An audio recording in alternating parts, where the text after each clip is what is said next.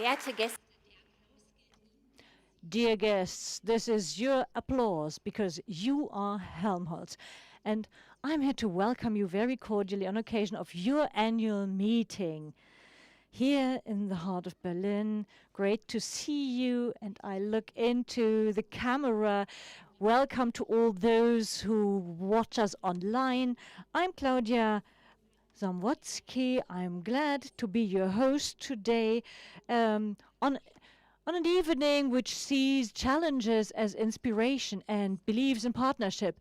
And good to create some links. One link goes out towards you and the other one is your host. May I ask your host, Professor Dr. Ostmar Wiesler, to join me here on the stage. Thank you for the invitation.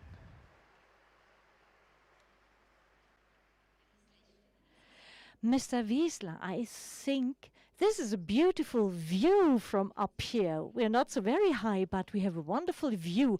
I get the impression the diversity of your guests reflects the diversity of your community. Is this true? Yes. Helmholtz is diverse in various aspects. We're dealing with very diverse research subjects, and in each subject there is a community of its own. We are international. We have a very strong network with partners in science and politics and the public. Okay, so you're not afraid of any challenges. They are named here, and we know there are lots of challenges in these days. We will talk about this, of course, but I like it that you decided to start with a view on the chances, because they exist. Yes, I think many of us feel it. We have a strange atmosphere in this country. This permanent talk about future, fear of the future, and concerns, but we need a change in mentalities. We need to look forward. Everybody needs to think about what can I contribute to give this country momentum? And we are active in our field of top research. So the big challenges, energy transition, health, mobility, digital transformation, and so on. You mentioned so many aspects. Sorry, the sound is disappearing again. Interpreter, so sorry. So, can you tell us why you put such a focus on research? Because you did not want to dictate longish doctor's letters. Yeah, this was one of my motives, really. But the real motive was another one. As a student of medicine, as a young student and future doctor, you get an insight. It was in the middle of the 80s for me, and I understood one thing. We do not know enough to treat all the existing diseases. And for many of us, this was the motivation to say, let's go ahead, let's focus on research in health. And then let's translate what our findings to medicine. And this is the tradition of Helmholtz health research. Yeah, thank you. And I think it is great to hear that you found something positive about these long doctor's letters, because it motivated you. Mr. Wiesler, as the host, you are here in the spirit of network. You had 150 days to think about this. What do you want to tell us? No, we did not think about this much. It is an issue which keeps us moving.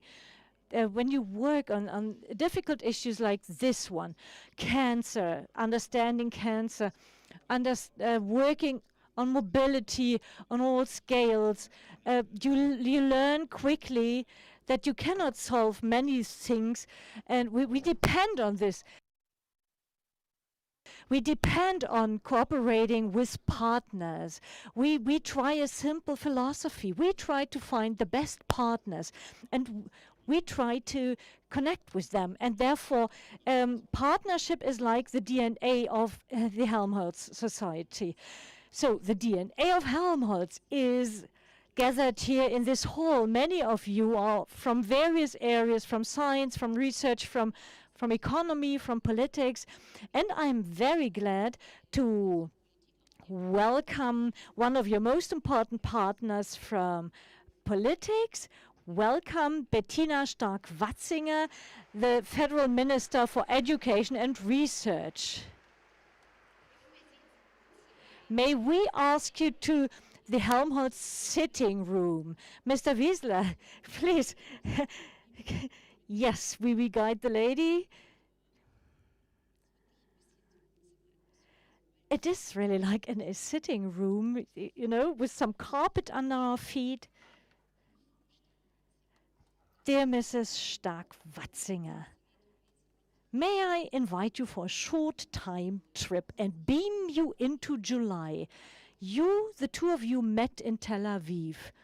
And maybe you remember the beach. No, this was not the point. You met at the Helmholtz Innovation Summit. And the unrest in the country was tangible among the scientists. And you said, or you gave a signal by appreciating science as the power center of democracy. This was very true in Israel, but this comes true everywhere. Yes, definitely. Science. It is characteristic for science to ask questions, to be curious, to follow new ways.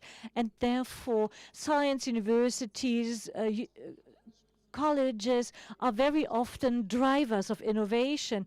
They are drivers in the society, and therefore it is so very important that freedom of science is a living thing. When you look to Iran, to other countries, very often this endeavor for freedom and for progress and for future starts out from these knowledge hubs, and cores.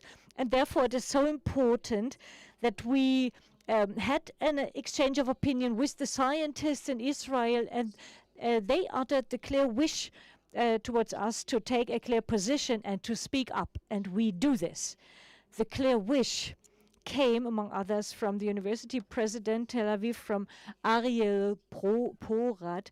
He said, first, it is justice which is restricted. Next, it is science. And this concern of the university president and your visit at the Weissler Institute made clear research is not the ivory tower. Where do you see the biggest challenges in the world for science at the moment?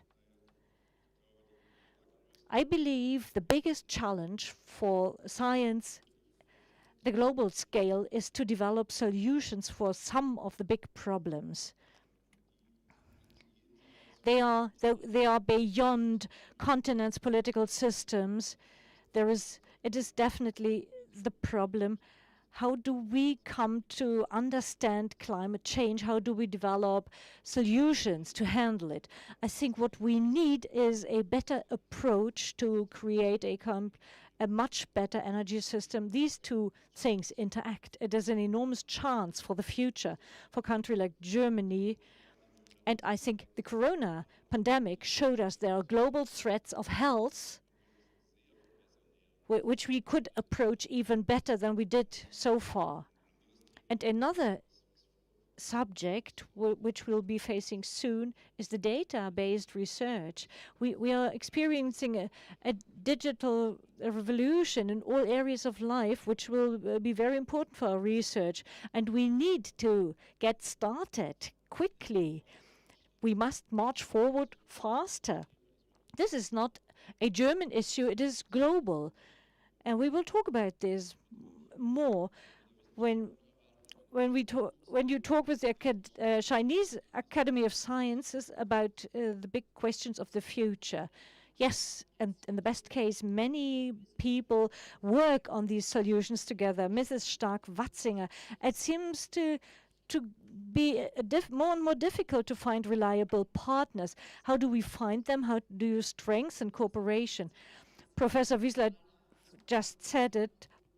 We will solve global challenges globally, and science is international, and this is good. So science is always under the headline of geopolitical changes which take place, and we will hear a keynote respectively.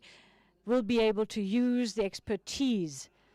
Science has a role to play in it because they are the first ones to build a bridge, and they are the last ones who leave a process. But nevertheless, with a view on scientific cooperation, you must not be naive. Countries where there's no freedom of science, or countries which are still struggling with new technologies, artificial intelligence, and use this against human rights and democratic principles. Therefore, it is important to be aware of this, so not to be naive. And therefore, it is the view on with whom do I cooperate in which area, and that we must take the responsibility to understand that the freedom, which is a factor of competition here, is not given in other countries and could even be used, or the findings could be used against our values. Therefore, it is important that those partners who share our values are our real partners, and we intensify the cooperation with them. This is with a view on scientific findings and progress, and that we keep up these bridges with certain guidelines. So you mentioned competition. With all the cooperation and character of partnership in research, Mr. Wiesler, Professor Wiesler, it is the same like in soccer. You love to have the best players in your own team, right? Yes. And we are permanently in this field between cooperation on the one hand and competition on the other hand. What we see is that the international research parquet is moving at the moment. It goes without saying that this would be the hour for the European research space, which has a lot to offer, but which also has weaknesses. And this is why it is so important that countries like Great Britain, Israel, and Switzerland get closer to the European context. And I think a prime partner for us is still the US, United States. They are the strongest research nation in the world, which got an enormous upswing in the last years. And we also need to turn to countries which we neglected a bit in the past, thinking of Southeast Asia, Japan, South Korea, Singapore. The oceanic islands, Australia, New Zealand. I think there are lots of new impulses, one or the other new partnership, whereby at the end of this, in this international competition of science, there will be 3 blocks. Hopefully, Europe is one of the considerable players, and our own home country somewhere in between. US, North America will remain very strong in this area, and strong players will come from Asia. This goes without saying that China is striving to take the lead or even reach the top position. So you uttered the hope Europe may be in the lead, but you used the subjunctive. You said it is a hard time that Europe, you said, do you say it is the hour or it should be the hour? Is there room to maneuver? I'm a bit skeptical talking about Europe for 2 reasons. On the one hand, Europe is very heterogeneous. There are 4 or 5 countries which are really strong in research, innovation, science, education. And there is a big number of countries which are not playing in the front group of this international competition.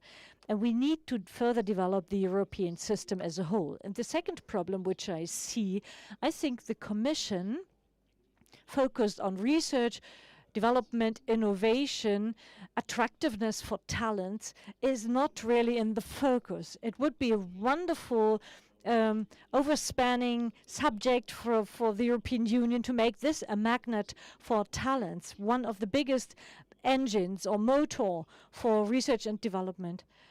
but we're not sharing this. We have quite some mile to go.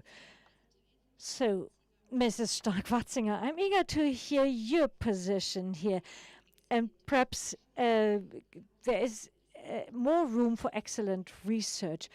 Dear guests, I learned it during the preparation that you were in charge of a research institution, just the management, just the managing director. Yes, but you know these problems from practice?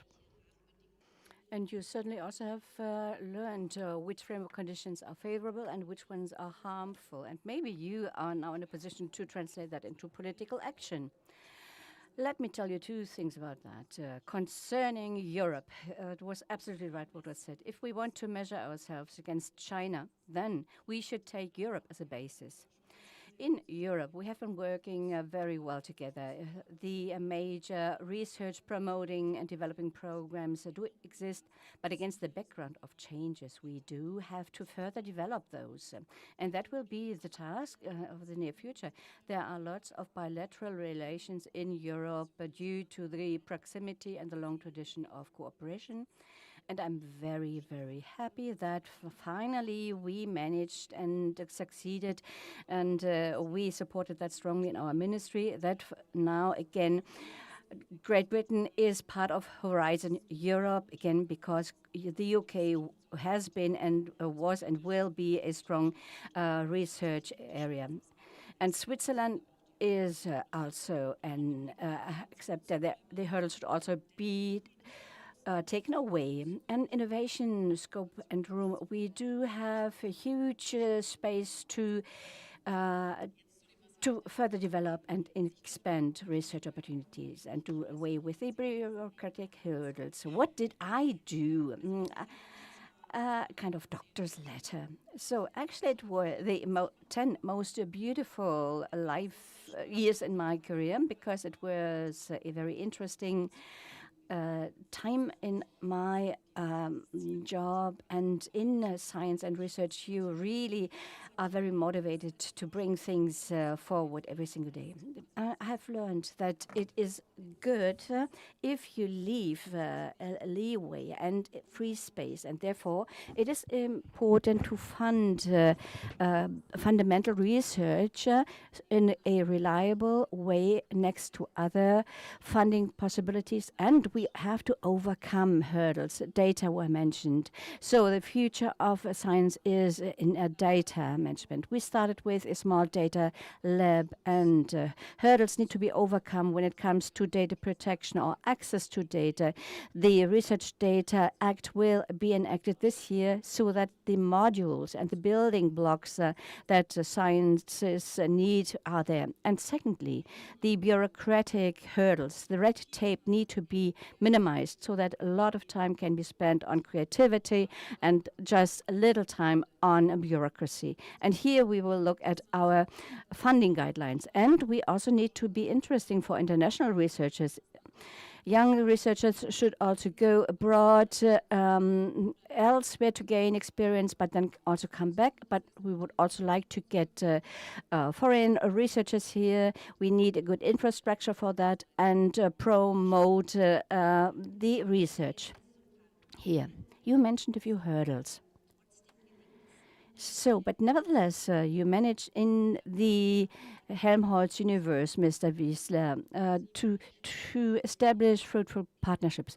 What are examples that you would like to highlight because they work so well? Earlier on, I said that we have a very simple approach. For the respective subject and topic, we are looking for the best partners to find.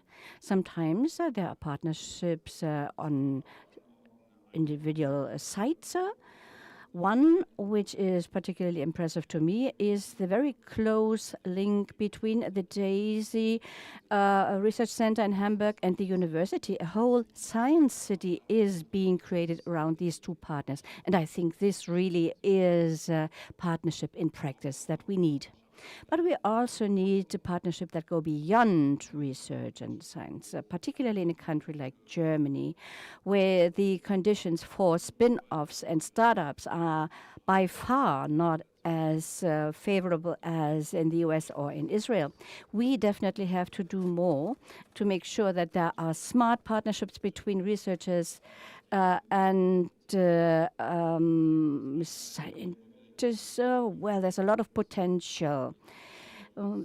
We often visited the Innovation Center of Zeiss and KIT in Karlsruhe. It's really successful and it is alive, but we also need international partnerships. There's one that I'm particularly pleased about, the one we visited jointly in Vorvorod.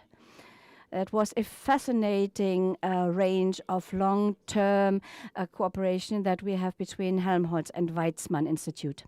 So we are so close to each other, but so you can also see the speakers here, the panelists, and the bright eyes of Mr. Wiesler.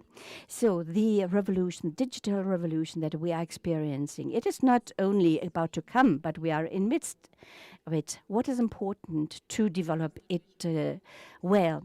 So the excellent science is the basis. Here we are well positioned in Germany with the AI revolution and science. We are among the top countries, which does not mean that we should stop having ambitions in this field. There are also many great approaches and centers and universities in our country.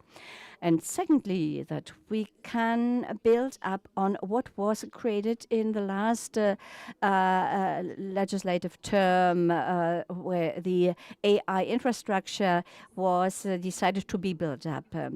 So all the major issues, the needs and requirements were identified. 100 AI professorships was also one goal. Now we have 150 additional AI professorships.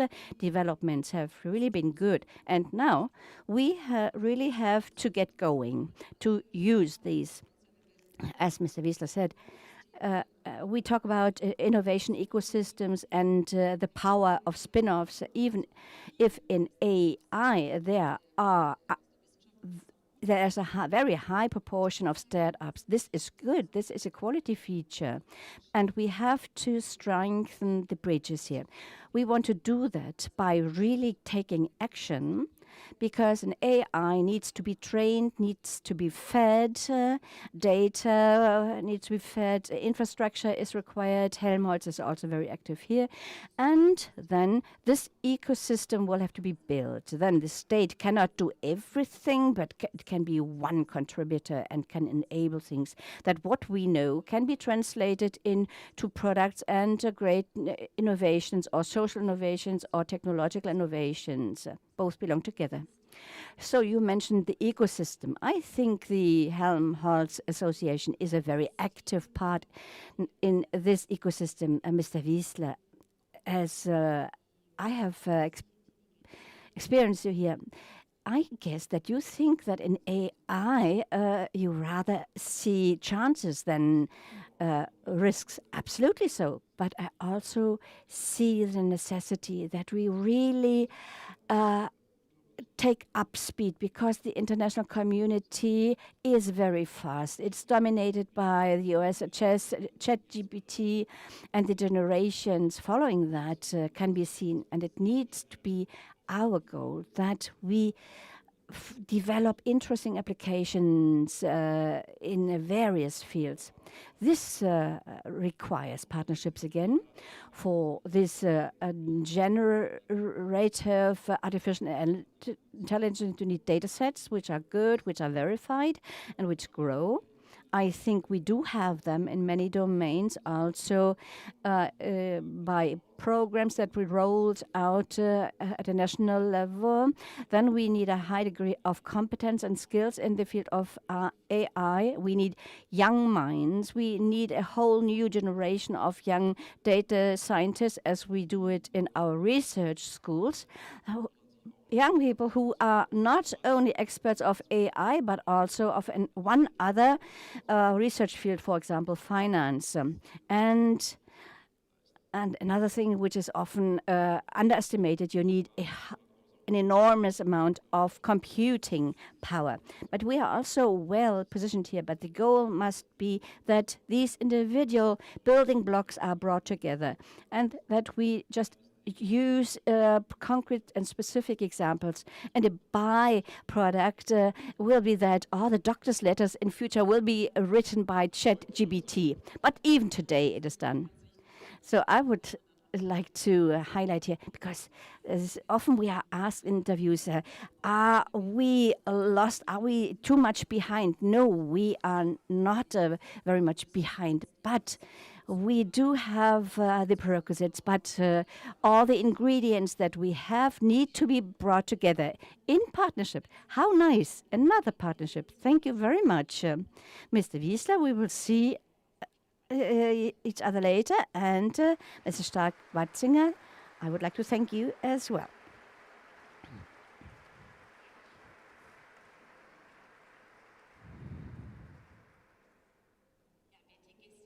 Dear guests, we started the duet with a look at Israel, and the minister has already alluded to the point that we are now going to deepen the look at the global situation with a gentleman who has been shaping the international policy scene, whether as a state secretary in the foreign ministry or as an ambassador in Washington or London or as a longtime host of the Munich Security Conference. He is now the keynote speaker, and he continues to be associated to Helmholtz as a president of the to the conference as the president of the Foundation Council. As a young man, actually, Mr. Ischinger wanted to devote himself entirely to international law. And in fact, in 1973, he got a scholarship and he made it to Harvard for a research project. But his professor, however, was somewhat careless, and he sent Wolfgang Ischinger to the UN, where he was lured. That's to say, even then, there was the fight for the best minds. And then he was the first German to listen to the speech of the then Chancellor Willy Brandt in the UN Secretariat. We can presume that Wolfgang Ischinger's enthusiastic applause is also recorded in the minutes. Dear Mr. Ischinger, so your CV is also a proof of how beneficial the connection between science and practice is.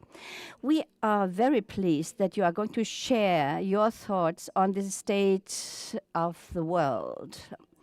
And I hope also on the role of science in this time of upheaval. Mr. Ischinger, welcome.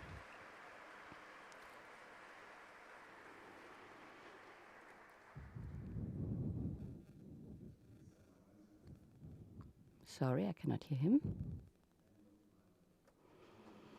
I cannot hear Mr. Ischinger. I'm so sorry, from the interpretation booth.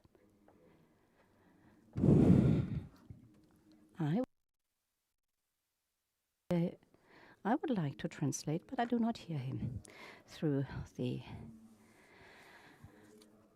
headset, through my earphones. I hope that the problem can be solved very soon.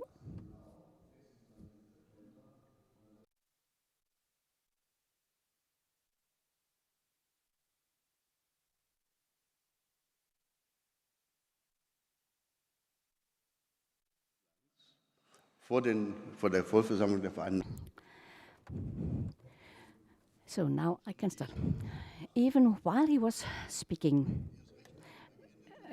in front of the General Assembly, and when he ended, something happened that was completely forbidden according to the statutes of the UN Assembly, because there was a very strong applause from the spectators' tribunes, and many officials and security officers looked around, because there was the strict rule that nobody was allowed to applaud and to give a hand from the audience tribunes. But the reason for the enthusiastic response from the audience tribute that all the seats on the 26th of September 1973 were kept by a delegation from my hometown of Nürtingen, because I had managed to get all the tickets for the spectators tribune and to distribute them to the people of my home country who didn't actually want to do anything else than a 1-week visit to the US, including New York. So nobody was more happy about that than the then chancellor. I got real applause there. That is really an anecdote that fits well and matches well this anniversary, the 50th anniversary of that speech. Well, to come actually to the topic, I need to tell you a few words about the current global situation. I do not want to bore you with repetitions that you can read every single day in the newspapers or that you hear from renowned politicians. But let me reiterate 2 or 3 warnings. Sometimes I have the impression as if, unfortunately, here in Germany or even in Berlin, there would be quite a lot of people who think, well, this change of times will be over soon, and then we get back to normal, and then life will be as usual. I warn you from believing that this change of time will end soon. I believe that it's only the beginning of this phase. And we have to adjust, all of us have to adjust, because I'm not the only one from the foreign or security people and experts who say that we have to get used to the idea that unfortunately this war is not to finish soon. And not and in Moscow certainly one might think no matter how things develop in Washington, maybe the whole thing might have a major change on the war situation. So we should get used to the situation. And the second question I wanted to raise: why is there this turn of the time? To say this war of aggression of Russia in Ukraine. Why has it? Why does it require more fundamental core changes, not only in climate policy or just think of armaments industries? When I was a young man, I learned a mantra: never, ever the Federal Republic of Germany will deliver weapons into an area or a region of war. Today, we are the second largest supplier of weapons to Ukraine. So it was a turn of 180 degrees. So the question is now, why were we more massively hit by our French and other partners? Well, I think you have to go back a bit to our history. To many young people, it is not, they are not aware anymore, or they have never been aware of the fact that the old Federal Republic of Germany that existed until 1990 was an anti-status quo country. We had the constitutional order to maintain this state, to overcome this two status, and there was this command to reunite. It was a status quo country. And then there was the 3rd of October 1990, and suddenly, like a miracle, like a Pentecostal miracle, we realized that for us, the geopolitical paradise had started. At that time, I was and I was involved in writing a lot of speeches. And in 1990, 91, 93, 95, in many speeches of the Chancellor of the Minister of Foreign Affairs, we wrote the sentence, well, now everything is fine. We are only surrounded by friends. The former Minister of Defense, Volker Rühle, he particularly liked this sentence. It was not wrong. But what happened? That's what I now say retrospectively. Of course, I wasn't clear about it that much in those days. That we were so enthusiastic that we thought we were only surrounded by friends. A love affair was developed with the newly gained status quo. For decades, we had to be against this status quo. And now suddenly there was a love affair with the status quo. And this also included the idea of a deepening and permanent and sustainable partnership with Russia, as with the partners in the European Union and NATO. So, and as we were so much in love with this new status quo and with this idea of partnership, and this phenomenon also exists in interpersonal relations, as the partner of Russia. So when Russia decided not to be any longer the partner we had dreamt of, we simply refused to understand that. Only in this way it can be understood that whole generations of politicians, diplomats, experts, even until 2020, 2021, even after the elections, election day in 2021, so projects such as Nord Stream 2 was believed to have a future. I mean to say that we have a specific history with this German division, with its overcoming, with this wonderful idea of the partnership with the former Soviet Union, with the Russian Federation, and suddenly we are really in front of a true heap of rubble and ruins. I told you that in 1975, after a few years at the UN, I started working at the Foreign Office, and the ministers that I met and my bosses that I cooperated with. Until the last few years, when I left the ministry, we have been working on the establishment of, as it was then called, of an order of peace. Today, you rather call it an security architecture, but what is meant is the same, which is to say a sustainable structure covering the whole of Europe and which excludes and should exclude wars per se. And now we are facing a single heap of ruins. What does it mean to us and also to science, maybe? Before I come to that, let me add one more thing. When I speak with businesses, you can be sure that every large company has a chief risk officer which has to make sure that no matter whether it's about money or raw materials or technologies, have to make sure that they do not get into too much dependence and risk.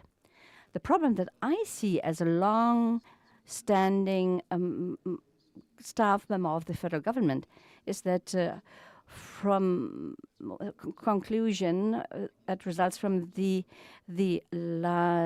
most recent developments. In the Federal Republic, we don't have a chief risk officer. I'm among those who said in the recent years that we should install a National Security Council so that we have a tool that could warn us early enough where there are interdependencies and where there are vulnerabilities, strategic ones. I do not know how many of you prior to the pandemic were sure and aware of the fact how strongly our pharmaceutical industry depends on deliveries from China or India, at least as far as I'm concerned. I only found out about that when I read the acute reports on shortages and lack of deliveries. And ladies and gentlemen, what does it mean for us today? Here the subject is partnership and cooperation. I personally believe that it would be wrong, very wrong, to go even a small step into the wrong direction in regard of restricting cooperation. I understand the risks. Some people may be afraid of espionage, of being abused by authoritarian governments. I share these concerns, but I do believe you need a compass. And I offer the following food for thinking. In the Cold War era, in the alliance, in the NATO, we had the so-called Helmholtz report. It was a document from the 70s on the question of how do we handle the opponent, how do we deal with the threat by the Soviet Union.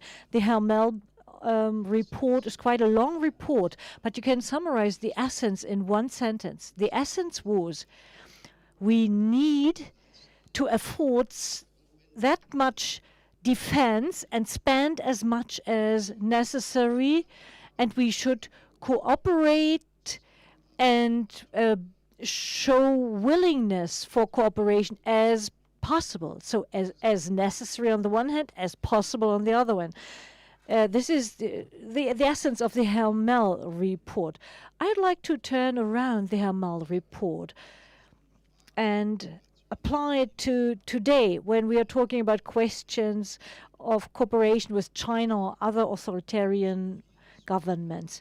I would say as much cooperation as possible and only as much restrictions as necessary. So this is my suggestion, a Helmholtz report for science cooperation.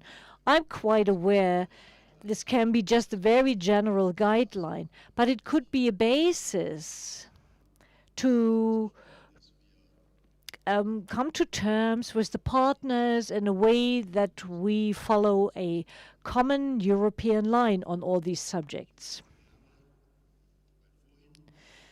So we heard some ideas about Europe. Let me end my speech with a plea which is hopefully not amazing or confusing for you, for the subject of Europe.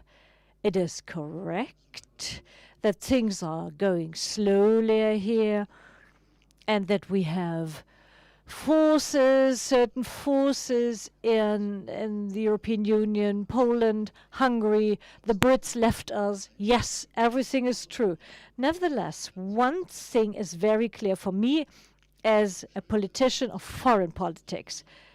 It is nice that the federal government introduced a China strategy, but do not believe that this China strategy made an impression in Peking. It is the China strategy of a country of 80 million. What we need is a China strategy of the 450 million Europeans. There are people working on this. I'm aware of this. But what I want to say is our politics and our ability to act, which we want to win through the European Union. And this is not just laid down in the present coalition treaty. This was laid down in all the coalition treaties in the past. if we want to win the ability to act in the European Union, we need to enable ourselves to speak with one vote and one voice. And from my point of view, there is no other issue but this context of China. It will be of no good to have a German foreign politics for China. The French have their own policy.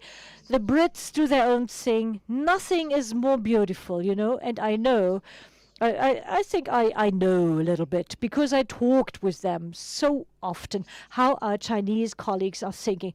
Nothing is better for them than if they have the feeling this old principle, divide et impera, can be implemented by us towards the Europeans. We buy a share in the port of Piraeus, put them in our pocket, and so on. So let's believe in this idea of Europe. I have 2 minutes left. Let me conclude with the following statement. The Europe idea, which was created by our ancestors, Konrad Adenauer, de Gaulle, and so on, and which is still the basis for the current European treaties, is the idea of integration.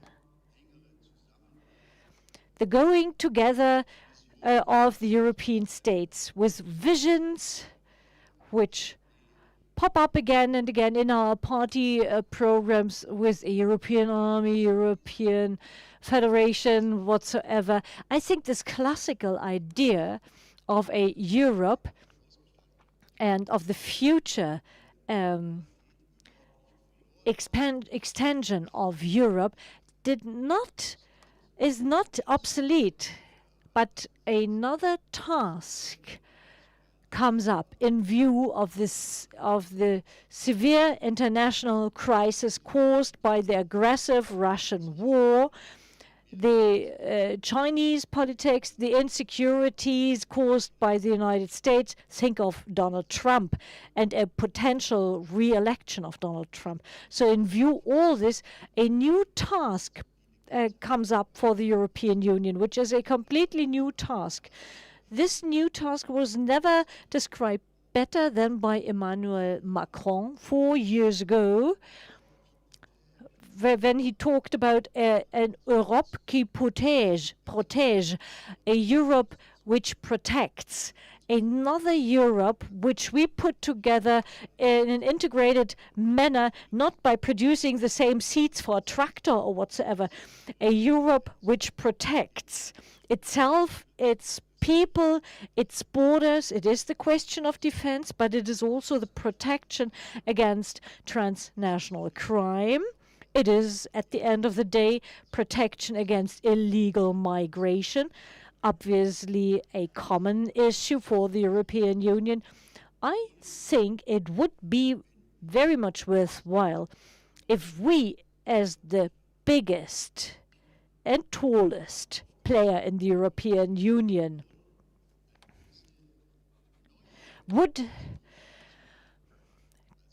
take a lead in the task to bring this new Europe closer to this task, a harmonizing Europe, and to supplement it by a Europe which protects itself. If we do not leave this task to Estland, Portugal, and Malta, but if we feel the vocation, we as the Federal Republic of Germany, together with our classical partners, like, for instance, France, to take over this task. Very last sentence. To underline this point. I thought about it. When was it the last time when the Federal Republic of Germany, in regard of Europe or in the matter of Europe, is not just showing off in coalition papers or Sunday speeches, when was the last time that we, the Federal Republic of Germany, made a big proposal which lifted the project of Europe to a new level? I'll tell you when this was. It was in 1989, when in the federal government a 2.5-page memorandum was written in our Foreign Office, although it was not our task, about the project, which is now named the Euro project. since then, we carried lots of proposals and suggestions, but I would be happy to be wrong here, but I do not remember not even one major initiative which was launched since then from Bonn or from Berlin to lift Europe to a new level, a Europe which protects. This would be a beautiful, a grateful task for the Federal Republic of Germany after 33 years. Thank you very much for your attention.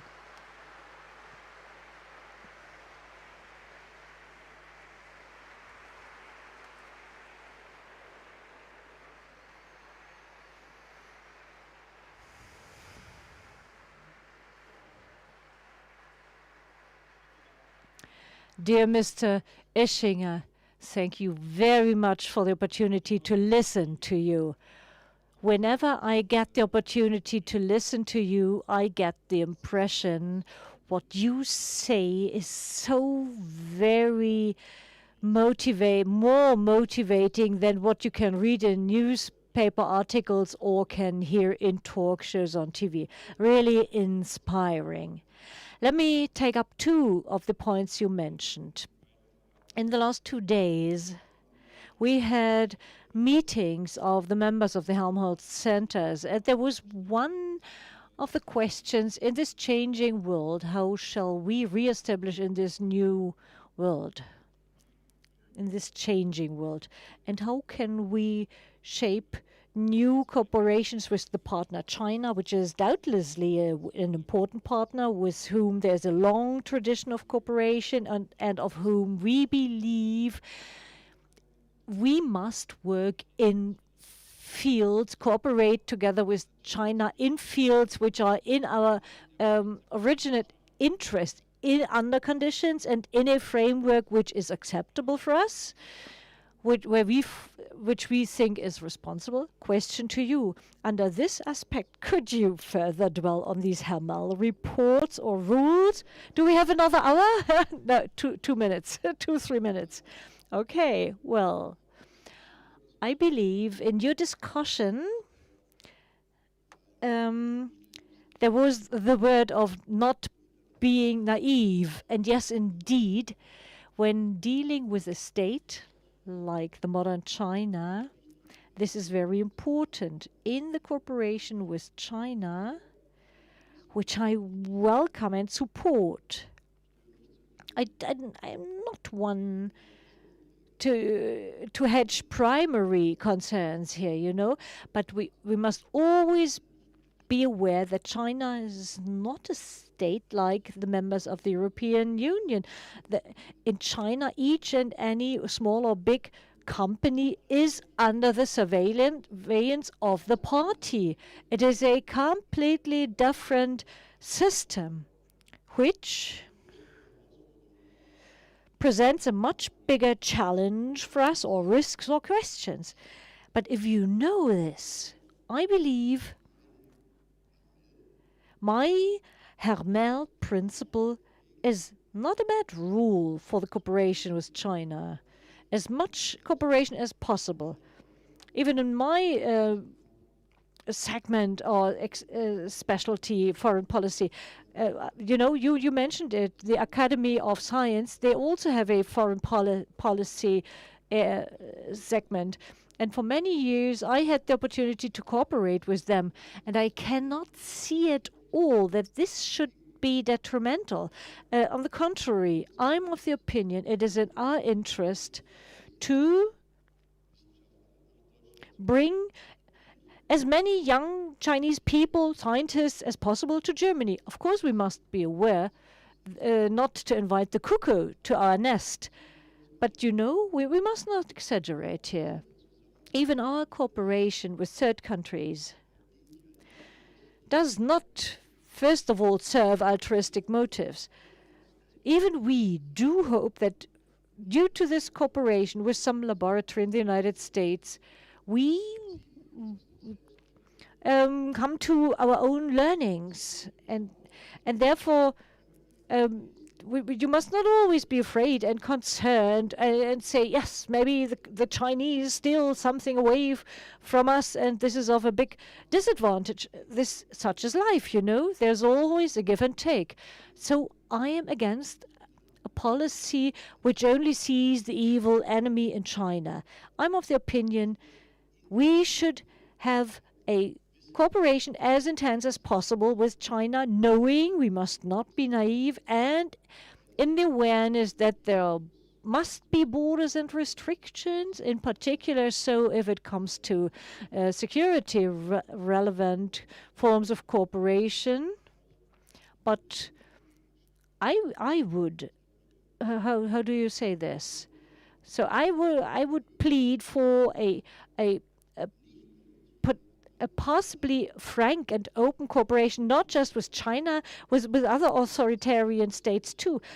I'm not of the opinion that it is in our interest to not let in any Russian scientists. On the contrary, of course, we will see who will come, who wants to come, but we should open up as far as possible and restrict only as far as necessary. Second point, second question is on the tip of my tongue. I think we all agree we need to work on an integrated Europe. There is a simple suggestion for a subject which could bring up harmonization. Europe as a motor for research, innovation, development, and talents would be great. It is a continent which does not have much raw material and relies on talents. Our problem is when we come up with this idea, we do not find any open ears in Brussels. Do you have the full support of the federal government of Germany? Of course. So, you see? So, okay, then send out the federal government. They are the pioneers. And they must sow the corn to convince the others. I know where you see the problems. In the European Union, there is always a problem if a big player like Germany comes up with a suggestion which causes the small ones to think there is the big bulldozer coming now running over all our own interests. You know what? I love to remember from my years as as a diplomatic apprentice, these sober statements Helmut Kohl used to utter, who was the then federal chancellor from 1982 on. He said, you know, when you go to France, you always greet the tricolor flag twice. This is helpful. And apart from this, in all the EU activities we are engaged in, you must make sure that the small ones, in the past there were not 20 small ones. The EU was smaller, but there were small countries. Think of Luxembourg, Belgium, Netherlands. You need to take them into the boat. Do not surprise them. They must have the feeling, those in Bonn and Paris, they listen to what we say, and they are not running over our interests. But this is a very important experience and statement, you know, which you must be aware of always in Brussels. Not with a bulldozer, but invite them into your boat. Okay, thank you very much, Professor Ischinger. Food for thought. Apropos food, Mr. Ischinger will be around for the reception after this meeting, so use the opportunity. Thank you very much.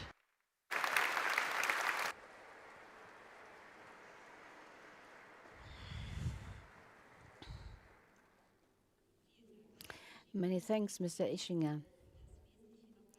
Let me briefly summarize what was said. So, the Professor Dr.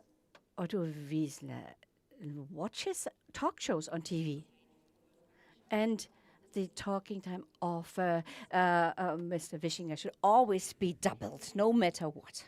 Dear guests, so the solo is still reverberating, and also the duo with Mr. Whistler. And now we are going to honor and appreciate teamwork that all makes you guests of a premiere. You are adequately dressed. For the first time, the Helmholtz Association is presenting the Helmholtz High Impact Award together with the Stifterverband, and thus it is an interdisciplinary team is being appreciated that has joined forces to offer solutions to a human problem. And these solutions really could be game changers. See for yourselves.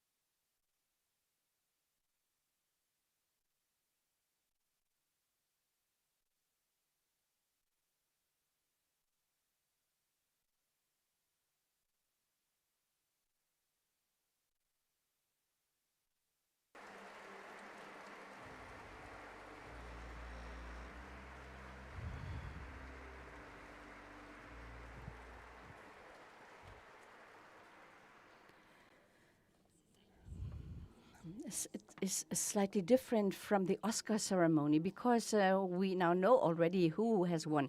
I'm very happy that the Helmholtz High Impact Award is a beautiful tribute of 8 years of teamwork. Chapeau. I would like to introduce our laudator, Dr. Carla Seidel.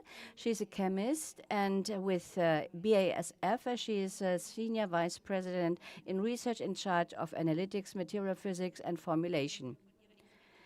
As regards her expertise, the Strategic Advisory Board of Energy of Helmholtz Association also benefits from her expertise.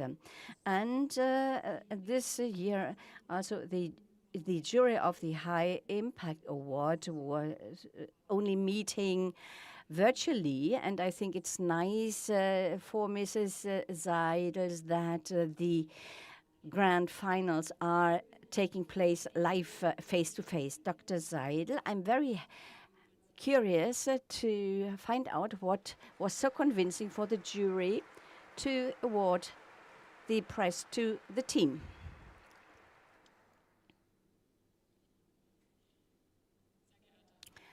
Dear Minister Strack-Watzinger, Professor Wiesler, ladies and gentlemen, and of course, dear prize award winners. For me, it is a special pleasure to be here tonight at the first award ceremony of the Helmholtz High Impact Award in Berlin. And when I was asked whether I would pay tribute, I said yes. I tell you why. Together with the Stifterverband of German Science, the Helmholtz Association awards a 50,000 euros award together with Stifterverband. So top scientists are appreciated across disciplines, and they tackle the major challenges of the time, and they are game changers in their relevant fields of work. Ladies and gentlemen, all of us know that we have to become independent more quickly from the use of fossil fuels. In order to be successful, one has to speed up in various fields. A particularly relevant aspect is to make better use of solar energy, of light, sunlight. I would bet my entire money on sun and solar energy. What a source. I hope that we do not only have to wait until coal is exhausted until we use sunlight. It was not. It was Thomas Edison who said that already 100 years ago. In order to bring photovoltaics forward, nowadays we need a higher efficiency at a lower cost. They need to be highly efficient, stable, long-lasting, and must be able to be produced in large-size production. With these tandem solar cells, this can be achieved. They have a record efficiency of more than 30% in labs, and now the next step is to put that into practice. And in midst of the technology leap, our award winners are Antonio Abate, Steve Albrecht, and Eva Una. And each of them are excellent scientists in the team. They are multidisciplinary, and their academic profiles do complement each other perfectly, so that they have a maximum of scientific expertise in the field of physics, mathematics, and material sciences. Numerous publications and more than 20 patents and 30 implemented projects show this impressively. Jointly and individually, you, the award winners, have contributed to this highly efficient, scalable solar cell technology on perovskite basis. And production processes for mass production were optimized. And these progresses are really amazing. So is the translation into innovative solar cells, and you also found the basics of a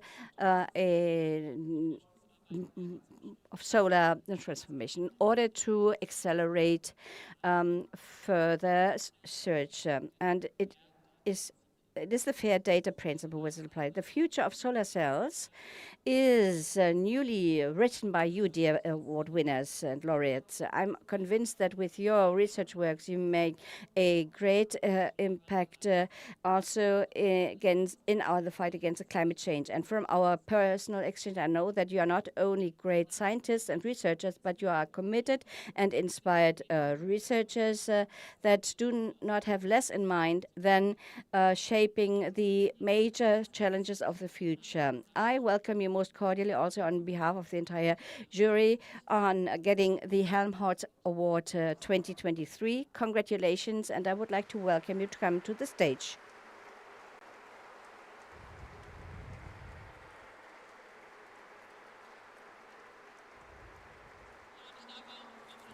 And I would like to invite Dr. Schock-Witzinger and Professor Reitzler to come to the stage. Wiesler.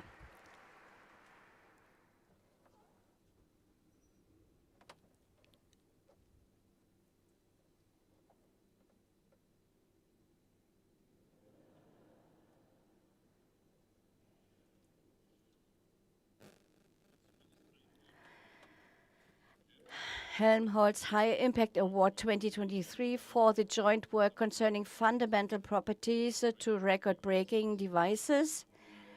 Antonio Abate, Michael Saliba, Steve Albrecht, and Eva Unger. I've heard that Steve Albrecht is climbing the 5,000 meters summit in Georgia, and therefore he can't be here. Mrs. Unger, congratulations to you.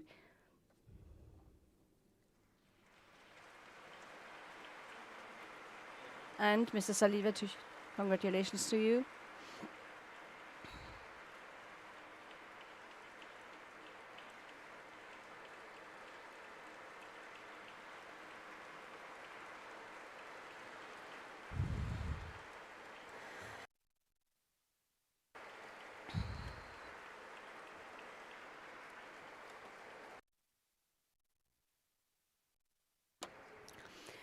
Well, I think that is a wonderful example of cross-discipline, top research by multidisciplinary teams. Question to the two of you. What really is necessary now to get onto the market? So what we need, and for every technologies, there are four major factors: efficiency, and it has already been achieved in these novel solar cells, and now we are intensively working on stability, scalability, and at the same time the question of sustainability of the materials is very important also in fundamental research.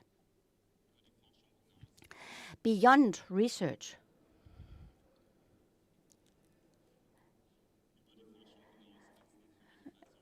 when it comes to such a technology, well, it is important to have companies that are interested in it, and we need this startup spirit, because it was mentioned that somebody has to do something. So mental work is not just enough, but we really have to put things into practice.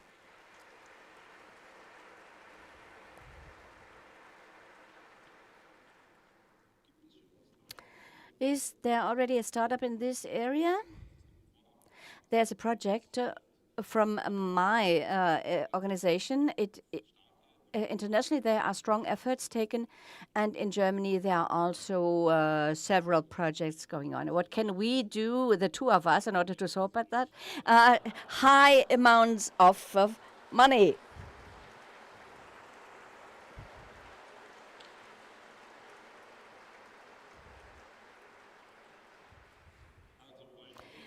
So go on like that, and I think one potential partner from businesses is here will be here on the panel. Thank you so much to the entire team, and congratulations.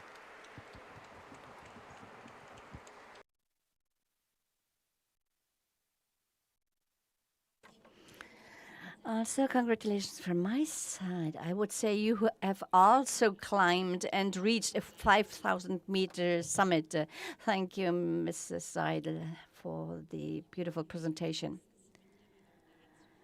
So, at the latest, with your laudatory speech, you are going to be invited to the party later on. Ladies and gentlemen, the High Impact Award is a wonderful bridge to our panel, which is also dealing with impact and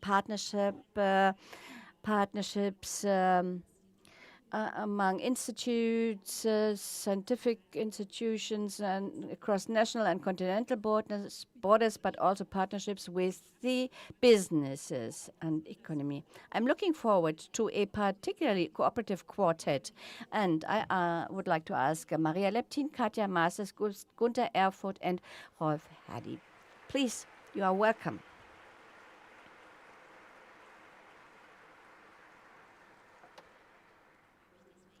I'm very happy also to use this part of the huge stage.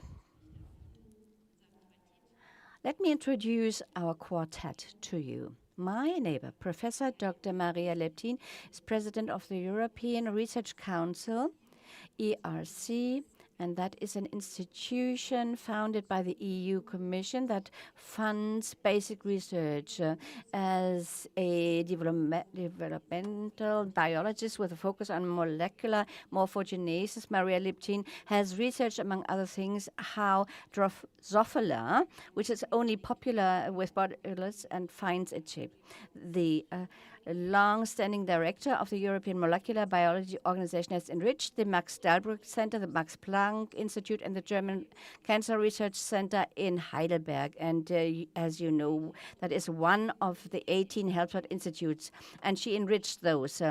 And one of the many pleasing partnerships for her also is the theoretical exchange with physicists about the basic principles of form or shape and movement. So I do this introduction a bit more in detail because it shows slightly better how well you are networked and how well you have cooperated. It is a pleasure to me. Dr. Gunther Erfurt, he is a CEO of Meyer Burger. That is a company that rightly calls itself the technical backbone of the solar industry. And this industry has been developed by our guest together with Helmholtz Center Berlin, which together with Meyer Burger is developing the next generation of solar cells, as you all have heard, tandem cells. Very successfully so. And Gunther Erfurt values most about the cooperation with research institutes if there is division of labor, if everybody does what they can do best. And Rolf Herdi, he is the Chief Technology Innovation Officer, and he is the interface between industry and science internationally. He thankfully is standing in, and if you have looked at the program, you see that he is standing here for his colleague and Helmholtz Senator Daniela Gertom Markotten, who cannot be with us due to a supervisory board meeting. Rolf Herdi comes from a village near Zurich, which is very romantic. You said that in former times you heard the cows when you were doing your homework, and now he has taken the career of an electrical engineer, and he mainly listens to trains. This is a special partnership with the Japanese railway company, not only on a technical level, but also on a cultural level. The contact was very formal, even stiff. Many of you might know that from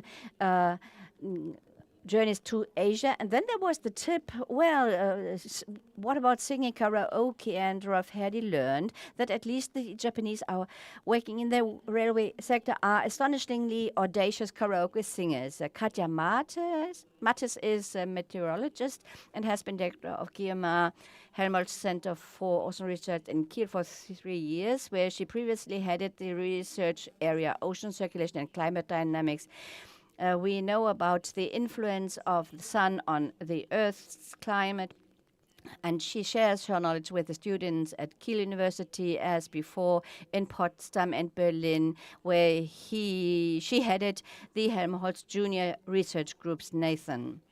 And one cooperation Katja Mattes is particularly pleased about is currently the one with the Cape Verde Islands, the Futuro project, because the volcanic archipelago off the northwest coast of Africa is not only the geographic gateway to Africa for Guioma.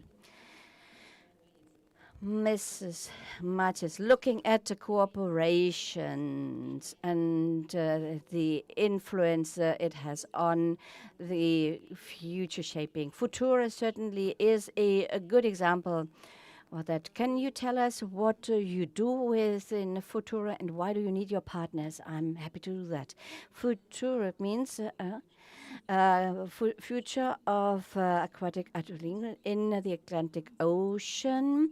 We are planning this project. It's supposed to happen in 2027. We have been active for 20 years in the Cape Verde Islands and has a long cooperation since 2017. There is a branch on the Cape Verde Island, and it is funded, and here we can be present in the hotspot of the Atlantic. We use that for scientific cooperation, but we also use it as a logistic hub. We are on the global oceans and the tropical Atlantic. It's nice to have a stop over there, and also logistically it is interesting, and we can do capacity development there. There's also a master curriculum with 11 West African countries on the Cape Verde Island.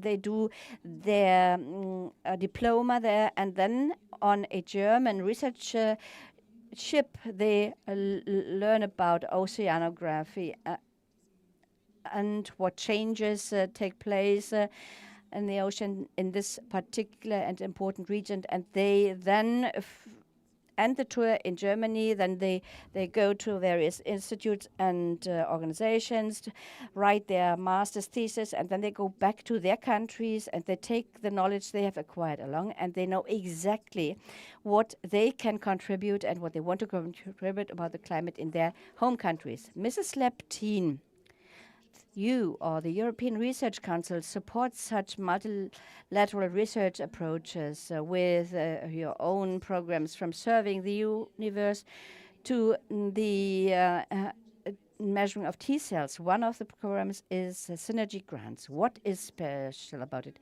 Synergy Grants, that is a funding instrument that gives the opportunity to four researchers to tackle problems that individual researchers can not solve.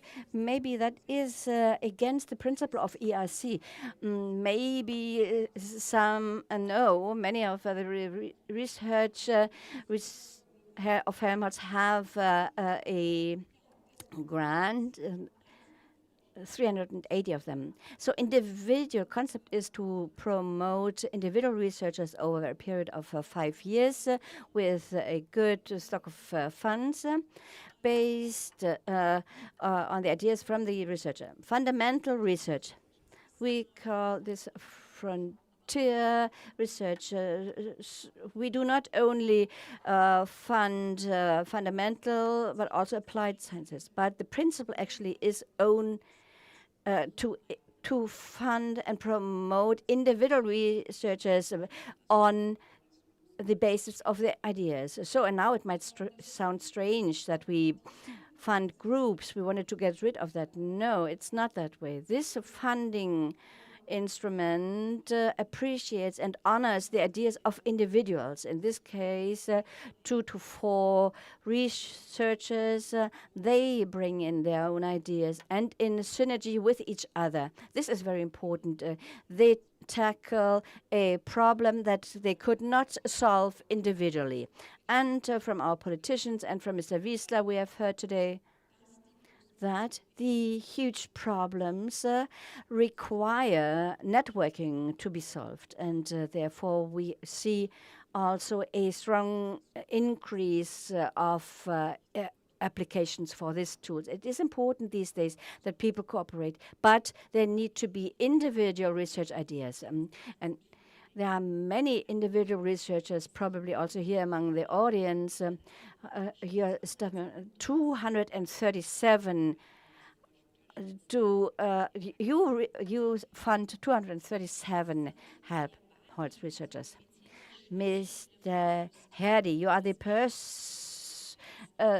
the interface between industry and science at the railway.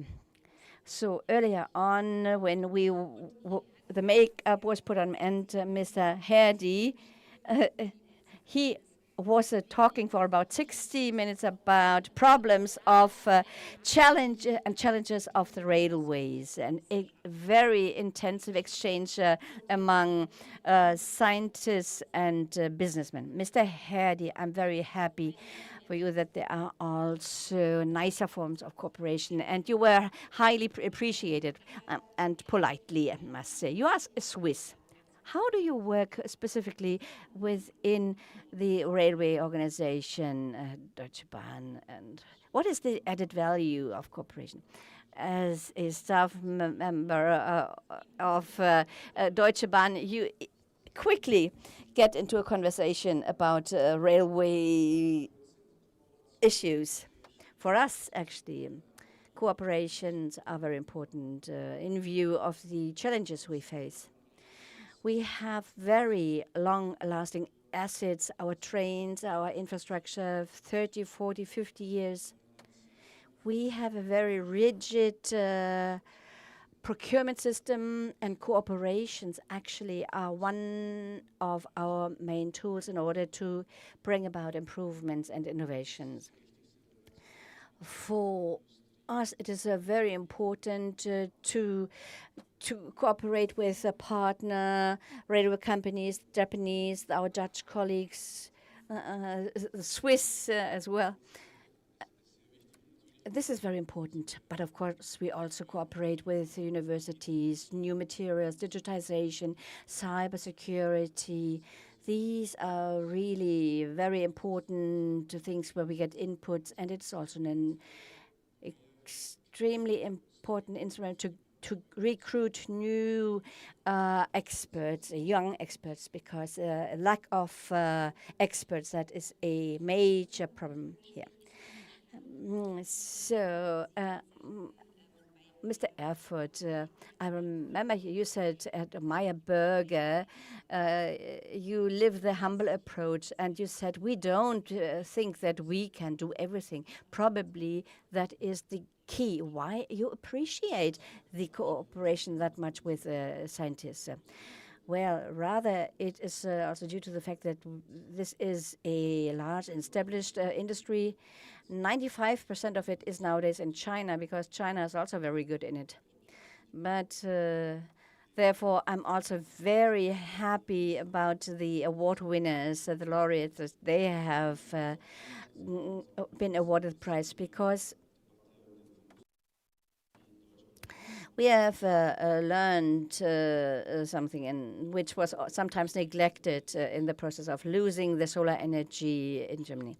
So the success of this industry is a German story, also partly Swiss, because the costs of solar cells have not decreased because China has scaled up that much, but the technology has improved. So the scaling effect is only 20%, and 80%, well, actually is the result of the work of this team, for example.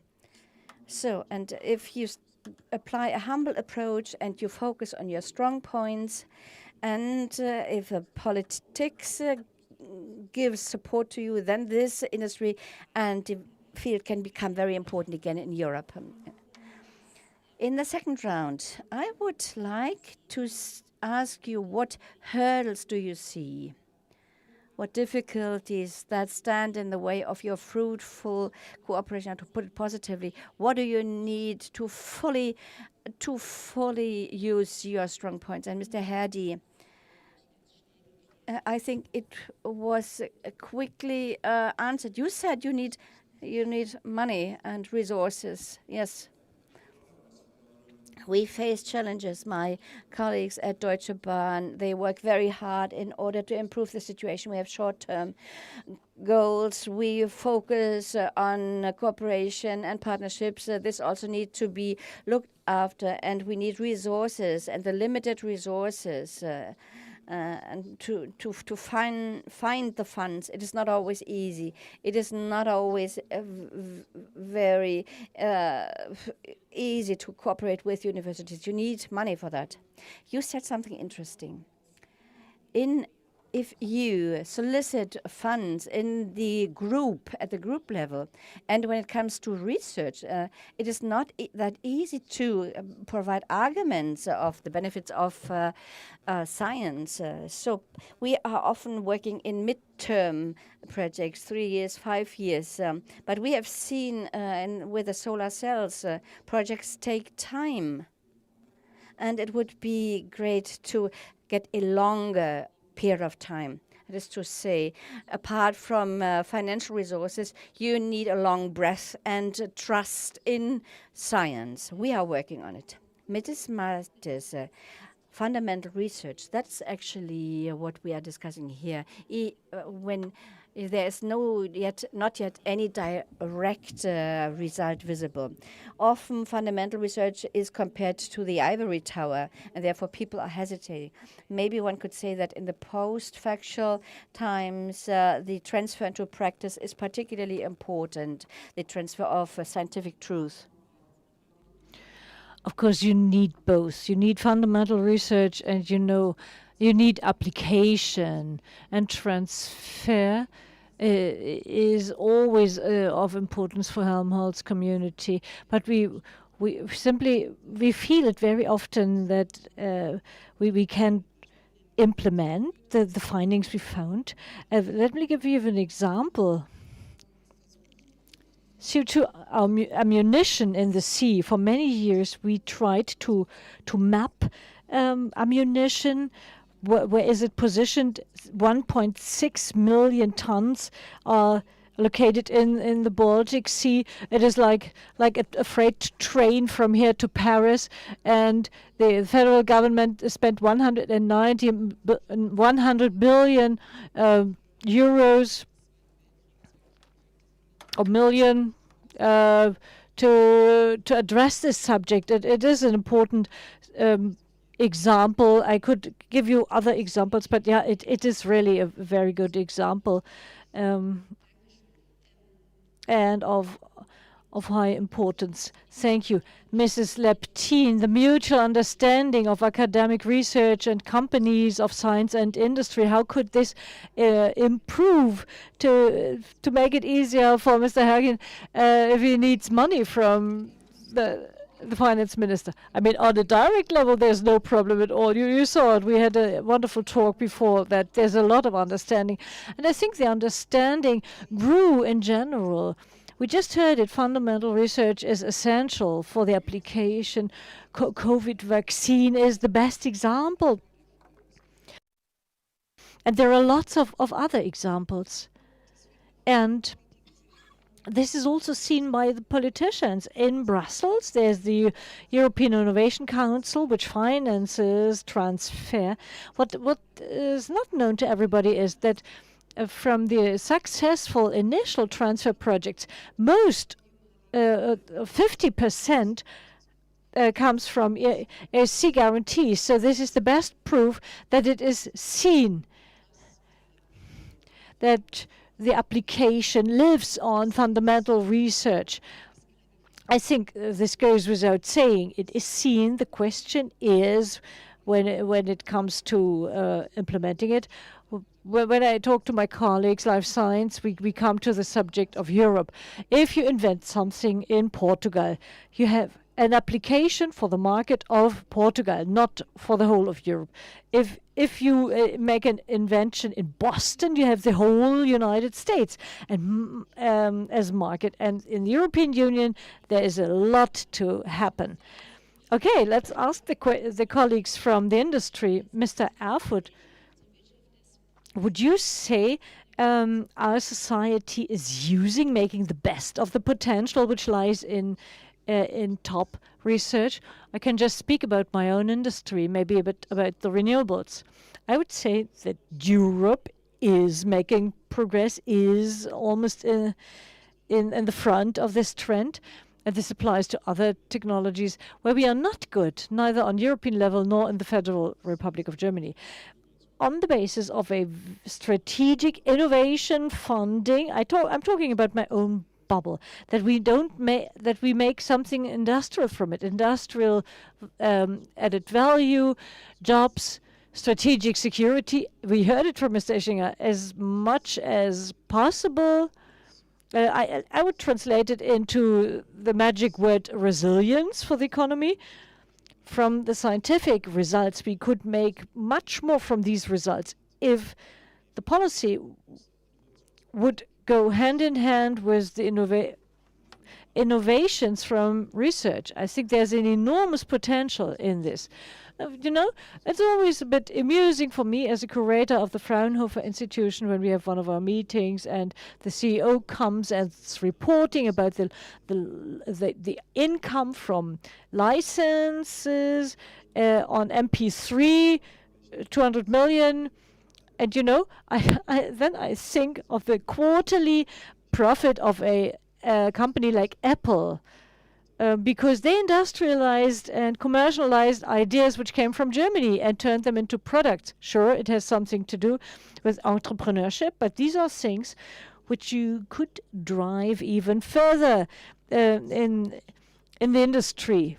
And Europe has a potential here. Okay, it sounds as if you have something in mind here. And, the minister is here. Perhaps one concrete point, Mr. Erfurt. Don't tell us where you got it from. No, I'm not perfectly prepared for this here. It was a general statement, but I'm experiencing this very often. Maybe let me give you an example from the solar industry. The last one, or the current standard technology, which is distributed all over China at the moment, is an invention of Fraunhofer Gesellschaft. Fraunhofer ISO, Fraunhofer in Breisgau. And the added value is growing in China. We should ask ourselves, why is this so? It has nothing to do with producing by nature on lower prices in China, but it has a lot to do with industrial policy. What I say does not apply to each and any product, but there are safety relevant products, energy relevant products, which keep changing considerably. Everything in the context of clean tech, green tech, products where we need resilience, where we see that things are moving on a geopolitical level, the Area Reduction Act, or we know what India's doing, and they're protecting their markets, and Europe has not yet put the cards on the table. This is not good on the one hand. On the other hand, we have the opportunity to check what was not done so brilliantly in other regions, because the Reduction Act may comprise things which are not good for everybody, may not be good for the United States. And perhaps we take our time and extract the best of the best and make the best of it. Okay, this changing or translating something into leapfrogging, passing by the others. So, thank you very much. I think I thank all of you, Mrs. Matz, Mr. Leptin, Günter Erfurt. Thank you very much.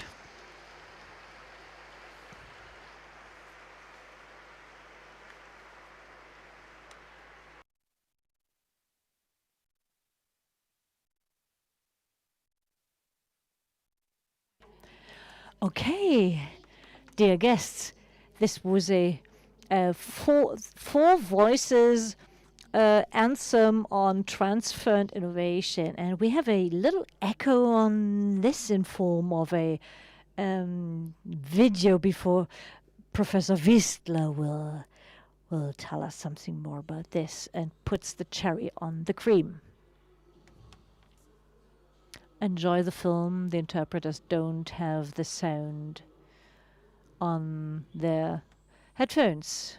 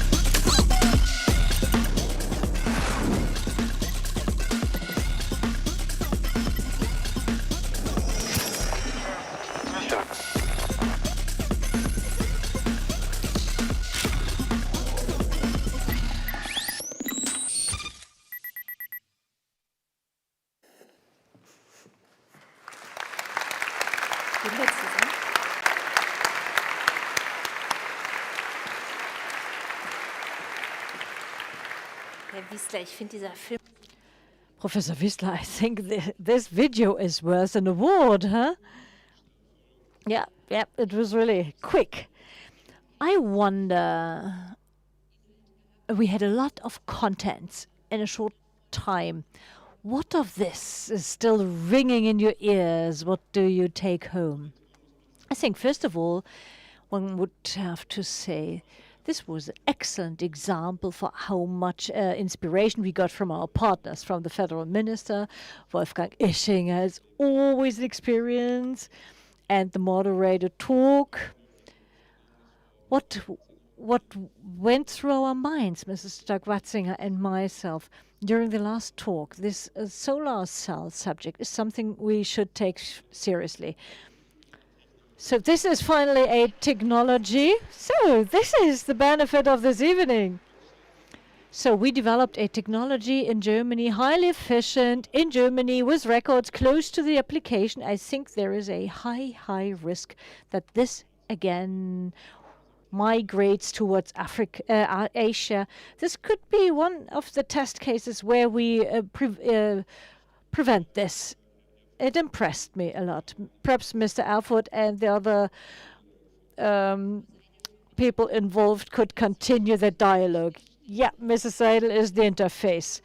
We talked about partnerships throughout the evening. Thanks to Mr. Ischinger, it became romantic even, and we talked about networking. And as far as networking is concerned, we will be practical soon. What are you looking forward to?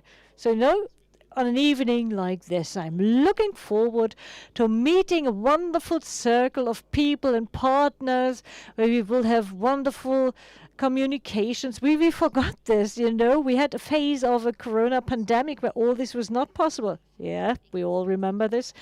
May we add, you prepared a wonderful setting for this. It will be a nice evening. I don't know which ingredients is missing. The way to the atrium where this will take place, you take over on your side. I will take this one. Yeah, we are flight attendants. So comprehensive qualification. But I think it is easy to find the way. Yeah.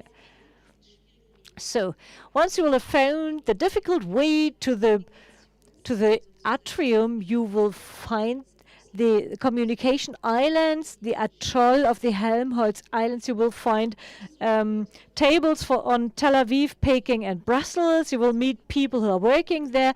Use the opportunity, talk to these people.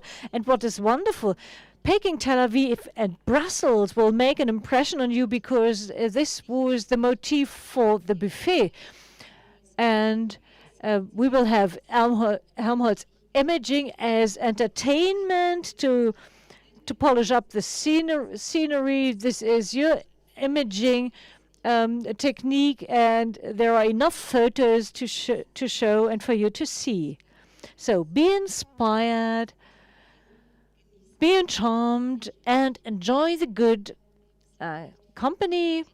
And I'm eager to see Professor Wisninger. Maybe one or the other partnership will be formed tonight. So, right, this is what we should do. Cordial invitation to all of you. But I don't want to let you leave without thanking you, Ms. Dombrowski. It was fun to have you as our host.